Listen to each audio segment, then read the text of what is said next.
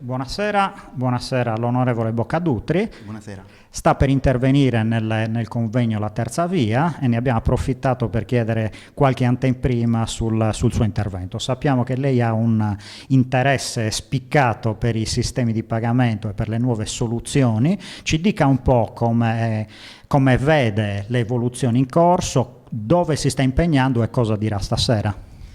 Diciamo che il sistema dei pagamenti sta vivendo una rivoluzione in questi anni, e non soltanto in Italia ma proprio in tutto il mondo, e questo ovviamente è dovuto alla diffusione di banda e quindi alla disponibilità di banda e alla diffusione anche di strumenti quali gli smartphone, e grazie a questo sostanzialmente ad ampio spettro c'è un maggiore utilizzo di questi di pagamento. In questo caso però ciò che ci interessa è come questi possono essere utilizzati per appunto la diffusione della moneta complementare, e quindi essenzialmente per agevolare, accelerare la diffusione di strumenti che possano distogliere liquidità dal mercato finanziario invece di riportarlo nell'economia reale, e questo è quello che mi interessa, e per questo ad esempio ho presentato una proposta di legge affinché il governo faccia appunto una normativa specifica per consentire a tutti di poter operare con la moneta complementare in tranquillità e in sicurezza. Benissimo, quindi l'interesse su un design corretto di una moneta complementare come strumento, diciamo, abilitante per restituire liquidità alle imprese. Ma lei ritiene che il governo riuscirà a dare delle indicazioni precise che riescano veramente ad accelerare l'utilizzo di questi strumenti, o la strada sarà ancora lunga?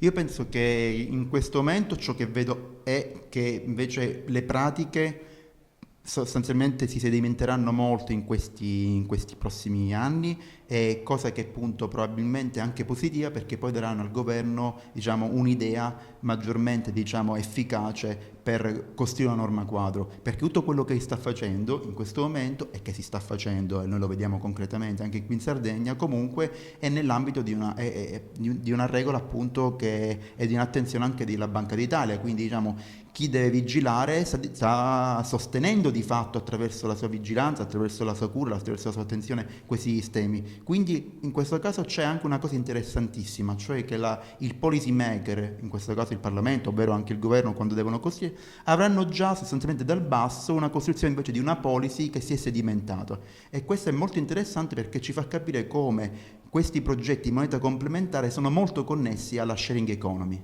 Perfetto.